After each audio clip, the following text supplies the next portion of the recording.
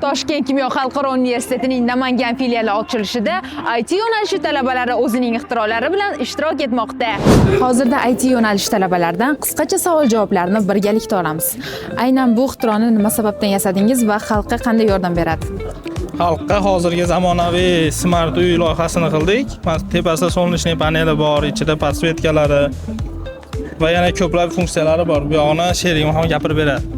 Bunga asosan rain sensorlarini qo'yganmiz va shu jumladan lazerdan, ya'ni xavfsizlik jihatdan lazer nurlardan himoyani qo'yganmiz. Keyin ya'ni rain sensor orqali ishlaydi ko'p. Stereo motor, qolgan podsvetka hamma narsalari smart uy loyihasida chiqqan. Bu idish aynan qanaqa vazifalarni bajaradi-yu?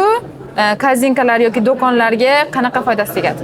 Foydasi mana odam keladi, hamma yoqqa baklashga tiqoradi, keyin po'choqni tiqoradi, aralashtiradi. Bu saralab beradi-da, 3 ta yashikka saralab beradi. Bu dron aynan nima vazifalarni bajaradi? Bu qishloq xo'jaligi uchun ekinlar ustidan, dala ustida uchadi, ekinlarni rasmga olib, va tahlil qiladi. Qancha metrgacha balandlikgacha ucha oladi? 5 kilometr radiusgacha uchadi.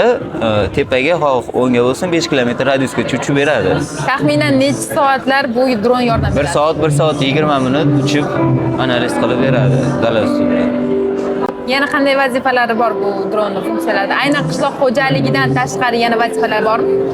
Ko'p sohada foydalansa bo'ladi. Harbiy sohada ham, qurg'oqchilik, cho'llarni analiz qilishda ham foydalansa bo'ladi. Tog' usti hududlarni ham analiz qilishda harbiylar uchun foydalansa bo'ladi.